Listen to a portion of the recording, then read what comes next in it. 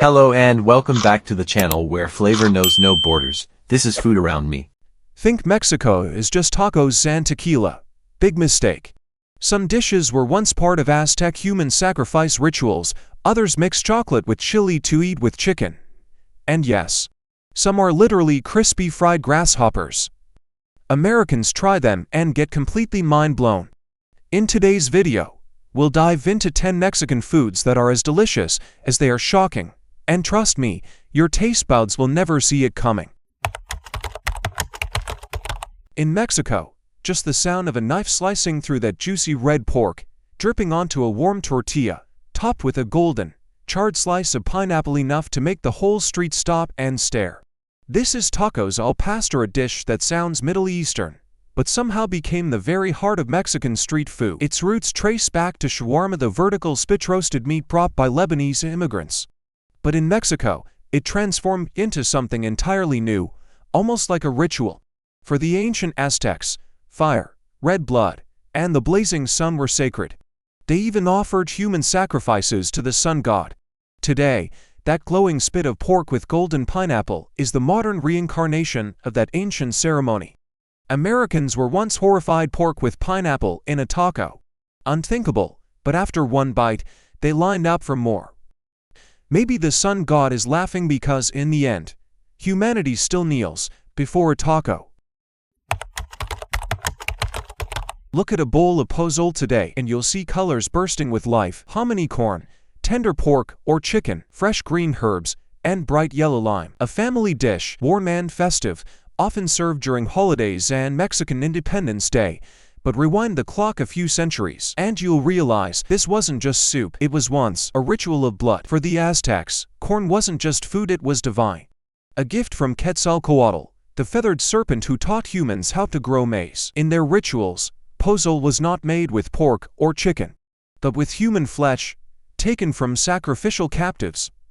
To eat pozole then was to absorb divine power, turning someone else's life into your own energy. When the Spanish arrived, they were horrified by the practice. Instead of abolishing it entirely, pozole was converted. Human flesh replaced with pork, the animal Europeans saw as a symbol of fertility and abundance. And so, a bloody ritual soup transformed into a family dish, moving from sacrificial altars to kitchen tables.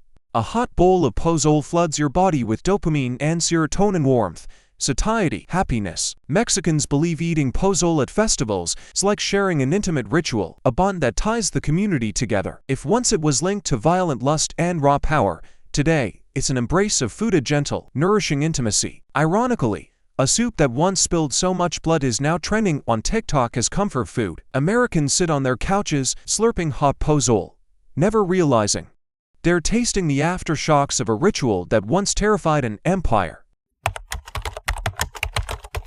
In Mexico, that satisfying crunch on your tongue might sound like potato chips, but no, it's chapulines, crispy grasshoppers, seasoned with salt, lime, and chili powder. A humble, nutritious street snack. For Americans, they scream like they've just seen an alien. In fact, grasshoppers pack twice the clean protein of beef, with less fat and more minerals. They're a superfood in our climate crisis era. Farming them requires no water, no deforestation, and no methane-belching gas. In other words, bite a grasshopper, save the planet. Mexicans munch chapulines with beer while watching soccer, the same way others eat sunflower seeds. But American culture frames insects as dirty, something to crush under your shoe, not put in your mouth. For one side, it's a snack; for the other, a nightmare. But think about it, Americans eat crabs and lobsters, basically giant sea bugs. The only difference, one flies, the other swims. They scream at grasshoppers, yet gladly drop $200 for fancy bugs in a luxury restaurant. Say chocolate sauce, and Americans instantly picture desserts, cakes, ice cream, Valentine's kisses. But in Mexico, mole is poured over braised chicken, pork, even turkey. Savory, spicy, rich, nothing like the sweet love dessert the world imagines. Legend says Dominican nuns in Puebla accidentally invented mole in the 17th century. They gathered dried chilies, sesame seeds, cinnamon, herbs, and finally, added local chocolate to result a thick, Dark sauce spicy, sweet, bitter, and nutty all at once, a true symphony of flavors. Mole is more than a sauce. It's Mexico's symbol, the fusion of Aztec roots and Spanish influence. Chocolate was once the drink of gods, chili the fire of the sun. Together, mole became a ritual on the table, sacred, sensual, powerful. So if you see chocolate sauce on chicken and think, that's gross, remember you already dip fries in milkshakes or eat bacon drowned in maple syrup. The only difference, Mexicans just did it 400 years earlier.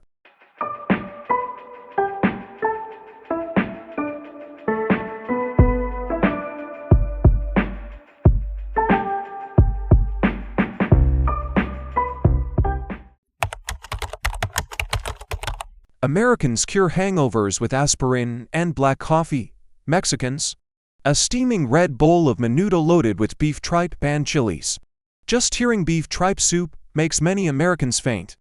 But for Mexicans, it's the miracle cure after a wild night of drinking. Menudo isn't just food, it's a social ritual. After weddings, festivals, or brutal all-night drinking, friends gather at dawn for menudo. The chili heat, the chewy tripe, the rich broth, it shocks your body awake, dragging you back from the dead. In the US, tripe is treated like garbage, something to throw away. In Mexico, turning trash into a resurrection potion is genius. So if an American cringes at a bowl of menudo, ask them, why is a hot dog made of scraps, guts, and mystery meat delicious, but menudo scary? Maybe the problem isn't the tripe, it's the bias. Corn husk wrap bundles. Tamales may look humble, but don't be fooled. This food once fueled Aztec, Maya, and Inca warriors for centuries of battle. A single tamal wasn't just corn and meat, it was energy, ritual, and the raw power of an entire civilization. The Maya believed humans were created from corn dough, flesh, bone, blood, all just variations of sacred maize. So eating tamales wasn't just eating, it was rebirth, a recharge of divine energy. No wonder tamales were essential in rituals, food that linked humans directly with the sacred realm. Picture an Aztec army of thousands, each carrying a few tamales wrapped in dried husks. No pots, no plates, just unwrapped and eat pure energy. That's why tamales became the ration pack of the ancient world, fueling empires to expand and project their power. For thousands of years, tamales kept their soul. But instead of feeding warriors, now they feed families. Modern Mexicans make tamales during Christmas, Day of the Dead, or family gatherings. Everyone helps wrap tamales, from grandma to kids, turning the kitchen into a battlefield of bonding. Eating tamales is almost a ritual of pleasure. The steam rising as you peel back the husk, the scent of corn mixed with meat, cheese, or chilies, it awakens dopamine and serotonin in the brain. Each tamal is like a little gift, unwrapped into a burst of flavor not so different from the anticipation of love. From humble village markets to fine dining restaurants, tamales are everywhere. Chicken, beef, pork fillings, vegetarian versions with corn and chilies. Even sweet tamales with raisins, cinnamon, or chocolate. One dish reflects every social class, from the common folk to the elite. Americans see tamales and think, oh, just corn wrapped in leaves. But inside each bundle is myth, war, family, desire, and power. A humble dish carrying an ambitious mission, to feed not just people, but an entire civilization.